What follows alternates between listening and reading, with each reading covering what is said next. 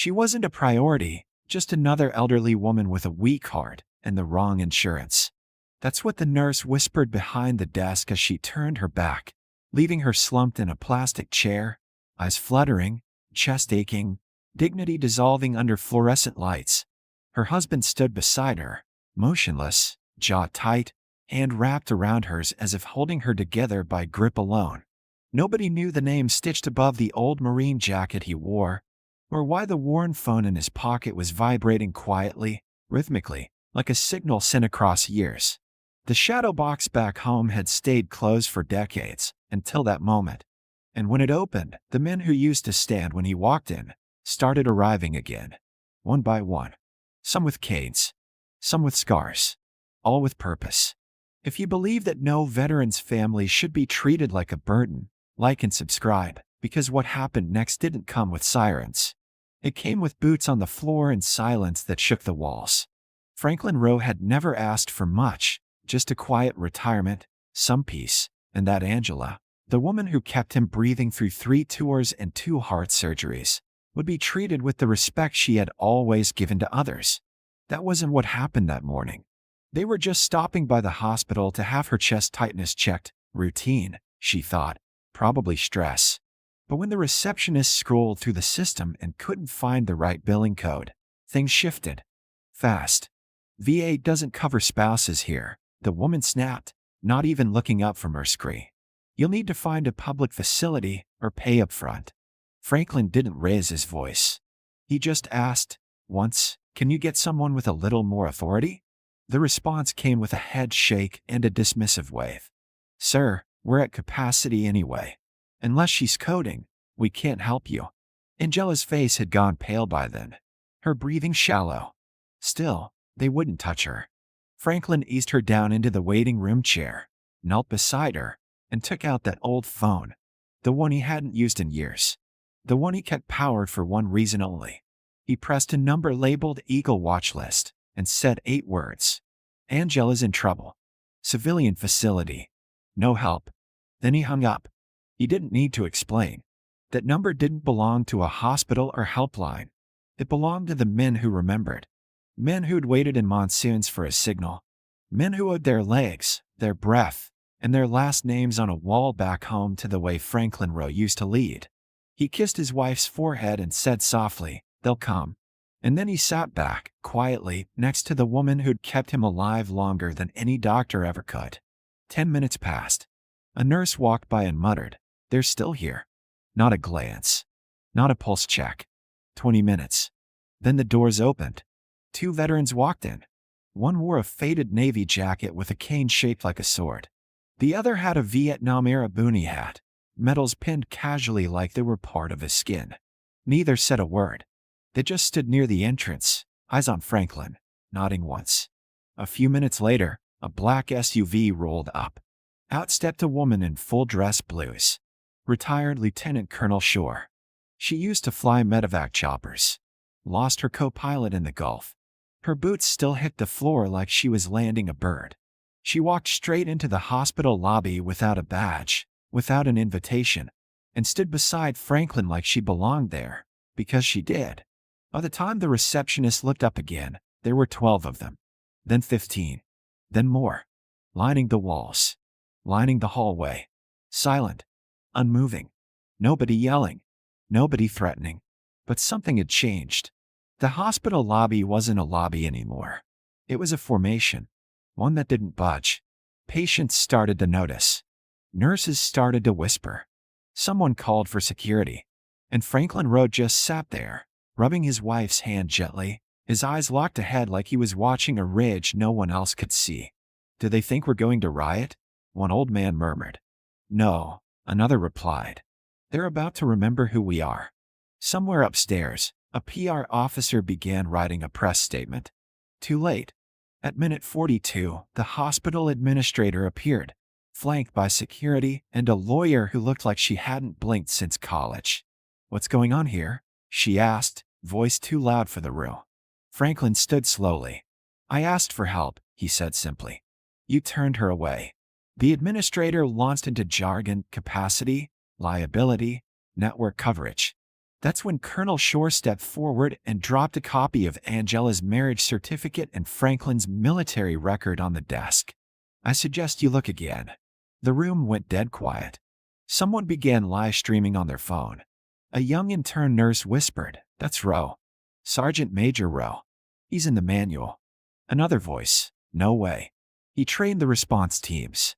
The ones that saved Kabul's red zone." But by then, the administrator had already read enough. "We'll get her seen right away," she stammered. Franklin didn't smile. He didn't nod. He just said, "Now she's a priority." Angela was wheeled back, finally stabilized. But the veterans didn't leave. Not yet. Not until every receptionist, every nurse, and every watching intern understood one thing. You don't get to ignore someone just because they're quiet. Some people are quiet because they've already seen worse than you can imagine and survived it. Outside, 2 more cars pulled up, and in the back seat of one, a shadow box sat open. Inside, medals no one had seen in years, a folded letter, and a worn note on yellowed paper that read, "If anything happens to her, bring the others." Franklin had never planned for revenge. He'd only ever planned for one thing, not to be alone when he was right. And now he wasn't. The thing about silence is that it starts soft, then becomes thunder when it's coming from people who've earned the right to speak but choose not to. By the time Angela was behind closed doors, wires on her chest, monitors blinking with a nurse finally taking vitals, the lobby was full, easily 30 veterans by then, maybe more, lining the walls like portraits of discipline that had stepped down from frames to bear witness. Not loud, not hostile, but present. With every passing minute that just kept coming, some by bike, some by cab, one in a motorized wheelchair draped in an airborne division blanket, oxygen tank humming steadily. One leaned on a golden retriever in a red vest labeled PTSD service, do not pet. And another brought an American flag on a staff, planted firmly next to the front entrance like it belonged there, which, by then, it absolutely did. It wasn't a protest in the conventional sense. There were no signs, no chants. But it was a protest in every way that mattered, because it made people look twice at a woman who had nearly been forgotten, and at the man who never would have let that happen. Inside the administrator's office, chaos bloomed. Phones rang off the hook. One nurse whispered that the ER director was already getting calls from DC, from the VA, from advocacy groups, even from a congressman's office. One of the older vets had sent out a single tweet with 5 words. They turned away Sergeant Rowe's wife. And those 5 words had started a fire they couldn't put out. At the center of it all, Franklin just stood. Quiet, collected. Watching. His hands behind his back like he was still inspecting a line of recruits. His face unreadable, except to the people who'd served under him, because they recognized the look. It was the look right before a strategy clicked into place. You could almost hear it. A quiet shifting in the air. Tactical. Calm. Inevitable. "Do they know who you are?" someone asked him softly. Franklin didn't answer. He didn't need to. Because a moment later, the glass doors slid open again, and this time, a man in a dark gray suit stepped through. He didn't flash a badge. He didn't raise his voice. But he walked like someone whose name was on the building, even though it wasn't. Colonel Thomas Greer, retired. Department of Veteran Affairs. His presence hit like cold steel on concrete. Franklin turned slightly. The 2 men exchanged a brief nod. That was all. Greer stepped to the front desk, placed a single folder down, and said, "You've made an operational error." The receptionist stammered. "Sir, we were following protocol." "You followed bureaucracy," Greer corrected. "You ignored context. You denied medical evaluation to the legal spouse of a decorated veteran, one who trained 2/3 of the threat assessment doctrine your own security staff uses today." Another pause. Then he added, "There are 5 generals who carry his name in their notebooks, not because of rank, but because they still use his field diagrams. Did you think that would go unnoticed?" You could hear the air suck out of the lobby. A med tech and scrubs dropped a clipboard. One nurse began to cry. Not sob. Just quietly cry. The reality was landing hard, and it wasn't just embarrassment. It was shame. They hadn't just mistreated a patient. They had dishonored a legacy. And more than that, They had disrespected the one thing veterans carry louder than medals: loyalty. Franklin still hadn't said a word. He was waiting. Greer continued, opening the folder. Inside, records, commendations, protocol citations, and photos. Dozens of them. One by one, he placed them across the front counter. Images of Franklin with young soldiers, some now generals, some now names on marble walls. One photo showed a barely 18 recruit standing in a downpour while Franklin adjusted his helmet. Another showed Franklin lifting a wounded soldier over rubble during a blackout evacuation. None of these have been published. They were never meant to be. They were proof, not of war stories, but of someone who showed up every single time it mattered. You didn't see him, Greer said evenly. But now, everyone does. Meanwhile, in the waiting room where Angela lay stabilized, the doctor finally stepped out, eyes wide, voice almost apologetic. She's stable. We're moving her to observation. A small group of vets near the door gave a short, quiet nod. Franklin, still composed, finally walked forward, his step slow, deliberate. He paused only once, placing a folded piece of paper on the edge of the counter. "This is a list," he said quietly, "of the men and women she wrote to while I was deployed. 38 names. 38 families she kept alive with kindness and letters and packages. They called her mom before they ever knew her name." The woman behind the counter, trembling, reached for the list like it was holy. Franklin looked around the lobby one last time. She wasn't just my wife. She was our home. That was it. That was the moment. Not the arrival. Not the uniforms. Not even the photos. That sentence cracked the foundation. Because everyone realized they hadn't just dismissed a woman. They had nearly broken the person who'd held together the ones who protect us. By the time Angela was wheeled through the lobby again, upright this time, a light blanket across her lap, she blinked at the sea of people standing at silent attention. Her hand clutched Franklin's, and her eyes welled up, not from fear, but recognition. "You called them," she whispered. "I didn't have to," he said. They were already listening. Someone began humming the Marine Corps hymn under their breath. No one spoke, but everyone heard. In a world that forgets fast and forgives slower, the veterans in that room didn't demand an apology. They didn't ask for headlines. They didn't need revenge. They came because a wrong had been done to one of their own, and in their world, that means everyone stands. And stand they did. By the next morning, the hospital's website quietly added a new policy tab. The legal team drafted 3 different versions of a public statement, and the administrator called in a crisis PR firm, but none of that changed what had already happened. Because what happened wasn't just a protest. It was a reckoning. One that moved with silence instead of slogans, presence instead of noise. When Angela was released 24 hours later, recovered, smiling weakly but steady on her feet, she didn't leave through the back entrance. She walked straight out the front doors beside Franklin, who now wore his full dress blues for the first time in years.